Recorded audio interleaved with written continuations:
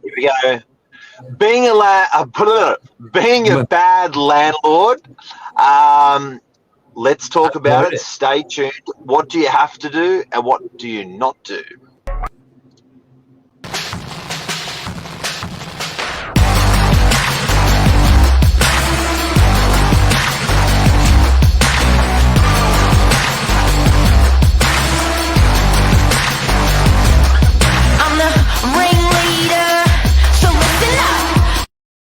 Good morning, everyone. Welcome to Morning Minutes, episode 481. Avoid being a bad landlord. Myself, Michael Bergio, Mark Novak. Let's talk about it. I think there's always a lot of emphasis on picking a good agent, picking a good tenant. But one, how can tenants pick a good landlord? But also, you've got to take that self-responsibility. It's your property. Yes, you want to have a good agent, but how can you be a good landlord as well? Because at the end of the day, if you've got a bad agent and you're not being a good landlord, the tenants leave, it costs you money. Yes, you can change agents, but they're not going to reimburse you for the screw-ups potentially. And just good tips. So, Mark, let's talk about it. Being a good landlord. I'll be bad. I want to talk about bad landlords and the bad stuff they do in order to shine the light on good landlords. Maybe easier, yeah. What not to do? I can be evil and you can be good. Worst thing landlords do, the golden rule that landlords break, is they think they can knock on their tenant's door and access the property. True. Oh, yes. Happens. What's the word? Respect their privacy is a big one. Yeah. Even if you get a little bit friendly with them, even if you know them, that's a big one. Even if there's nothing worse than, and they badge up. They badge up and go, "I'm the landlord. Here's my badge. Here to fix it. Let me in." Yeah. And it's like, I think as a tenant, you're like, "Oh, yeah. That's a good one. Yeah, respecting privacy. Another one would be bad communication with repairs, and not one. Sometimes they just don't do them, and two, not communicating. We all understand. Sometimes it can take 2 weeks to get a quote, get stuff out there. Especially now, trades they're booked. Like when we had Admiral on, they're booked so far in advance that is not always accessible, and most people are understanding. But when they get really peeved off is when they don't hear anything for 2 weeks, 3 weeks. So yeah. I think communication's a big one, especially when it comes to that stuff. There's nothing too little is probably the best advice to you. The tap that leaks. Some people have that sort of OCD, and that leaking tap would piss them off every day. They resent the property, they hate you, and sometimes they do rebel by not paying rent or not treating the property as well as you would like out of spite. So I think that's a big one. Communication. Yeah, and I think also when a landlord says I'll fix it myself, you just want to make sure. That that's great, Mr. Landlord, but speed, communication, that sort of efficiency must come into it. So a lot of the tradespeople that a great agent will use, they have that in sync. They know what's expected, what they should do, what they shouldn't do. They also know what parts they should use and shouldn't use depending on tenancies. So I fix it myself is a problem, but you got to be pretty sharp if you're a landlord that's going to fix it.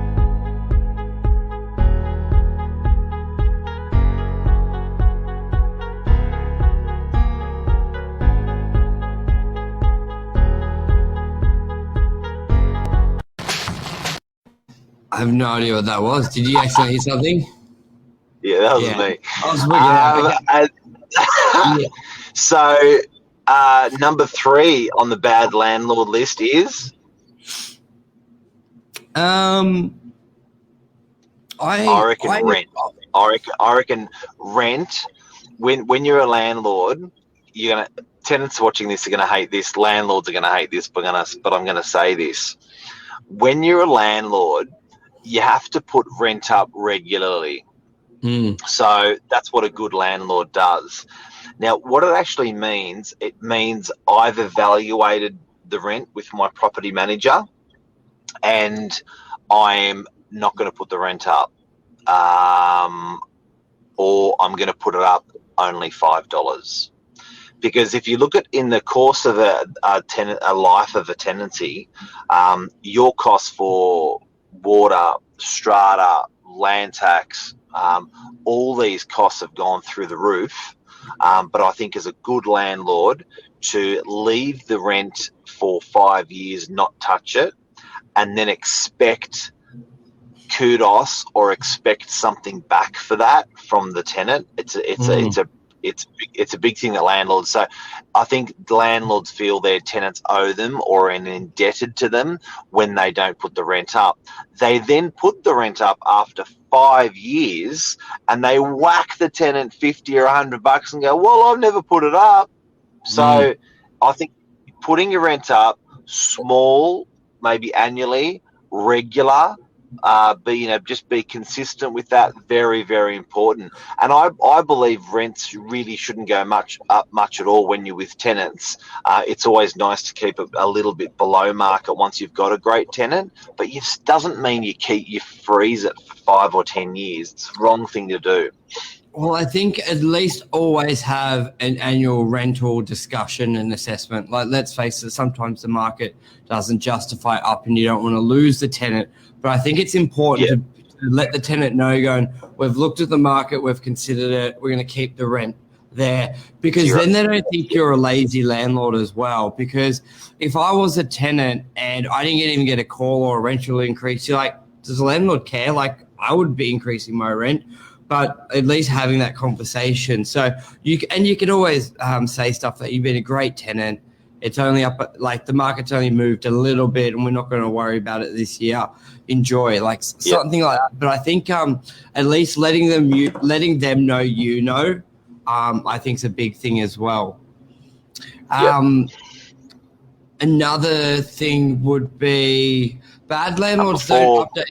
Yeah, they don't keep their property up to date. Like new light fittings, even like the maintenance of it, carpet, the external landscaping. They sometimes leave belongings in the garage and be like, oh, can I just leave that stuff there? Like or if they're renting a house, but some parts are not included and it's just a bit messy.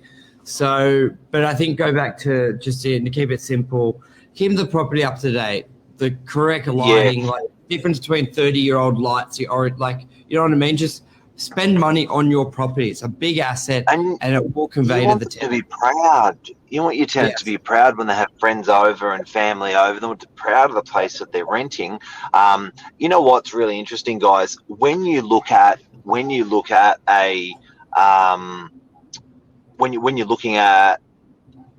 a ledger for a tenant, 1 year, 2 years, 5 years. If these tenants are paying $700 a week and it's 35 grand a year, that's $150,000 that the tenants pay. Yeah.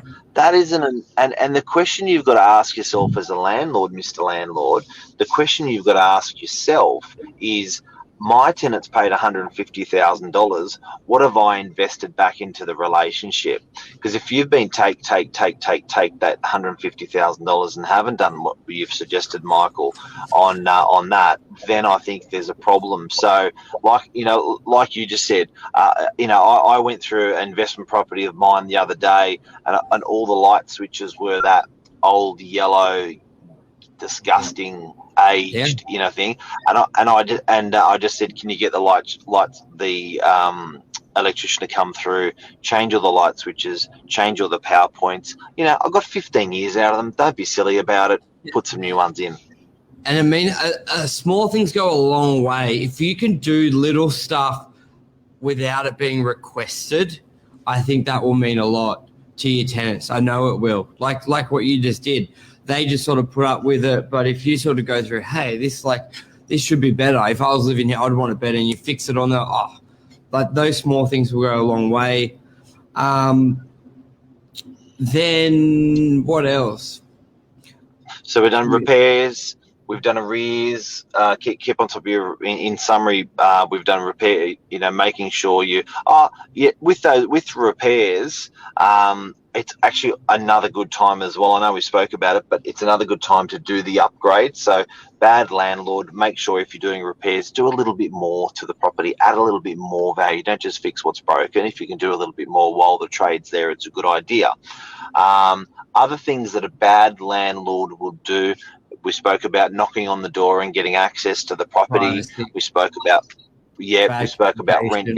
rent, bad communication. Spoke about putting the rent up small but regular. Stay onto it. They're the main things, Burge, that stand out with me with a bad landlord. They're the main things. Also, what about around arrears? I think a lot of good landlords, there's two things. They understand, a lot of good landlords, they understand sometimes they can get in, a tenant can get in a bit of financial hardship, and I find they can work really nicely with the tenant on the one-off. Let's say they miss 1 month and they're like, okay, pay me next month. Well, they set the good ones, or the bad ones don't set a plan.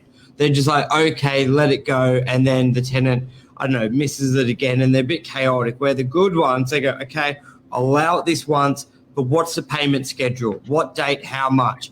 And they let it go sort of the first time. Obviously, if it happens again, it's a lot different conversation, because then you're sort of taking the piss. But I think the good ones, they really they get a plan out of the tenant. The bad ones, they're sort of, sometimes they either give no leniency, which not necessarily is bad, depending on the history. But if you've had a tenant that's been good for a year and they've got a bad month, then you may want to look at it. But the bad ones, it's a bit erratic. The good ones set the plan. Okay, I'll give you a little bit off this week, but you're making it up, or this month, but you're making it up over the next 4 weeks. So I think, but that relates to the communication as well. So it just works out, because you got to remember, landlords have bills to pay as well. So, but I think they do. Good morning, Luke and Mal. Look, guys, you got to remember that a good landlord has a property manager, and the reason why a good landlord, and it's pretty obvious we're going to spruik this one, but there's a lot that the tenant needs out of the business relationship and the rental property. There's lots that the tenants need, and sometimes depending on the industry you're from and who you are and what you do, you can't cater for those needs. I can't run a restaurant and I can't run a hotel. They are different needs that the customer requires. I can learn those skills and I can acquire those skills, but I want to put opposite my tenant someone who's going to service their inquiries and their tenancy well. When it comes to repairs and maintenance and rent and arrears, all of those things, it's really, really important. So I think having it professionally managed, yes, you're going to be paying a percentage for that, but I think that the comfort that gives to your tenant, the professional manner in the way everything's actually run on the back end, it's important. Lisa Novak, I love her quote, "Who's managing your bag of cash?" If your unit's worth $500,000, or if your unit's or your house is worth $1 million, you're giving that $1 million to someone to look after it for you. When they give that $1 million back to you in 5 years, is it going to have more money in there, in that little case of cash, or is it going to have less money in there? So it's very, very important, guys and girls, when you are talking to real estate agents, that you got someone that's going to give that passion, that service, that love, that discipline, that order to your tenant to do a good job. And it doesn't cost a lot percentage wise, and if anything, you'll get more money back on your bag of cash in 5 years when you get it back, or 10 years when you get it back. Very true. And it's like a car insurance. You feel like you don't need it when things are good, but when you hit the car in front of you and you're like, oh no, that's an expensive car, that's all right, I have insurance, it's only going to be like this. Same as property. If you get stuck with a tenant who trashes the property, you need to go to tribunal and court, and you're like, well, shit, how do I do that? That's what you need. So, but I think that's about it. A Anything good else you want landlord, that's a good one, Burge. A good landlord avoids tribunal. Do you know what I Yes. mean? Like they try to work stuff out, be fair, and a lot of that's via the agent. An agent will automatically dodge those bullets for you. So that's good landlord, bad landlord. Today's segment. Thank you very much, legend. Thank you, everyone. Cheers. Bye. See you, mate. You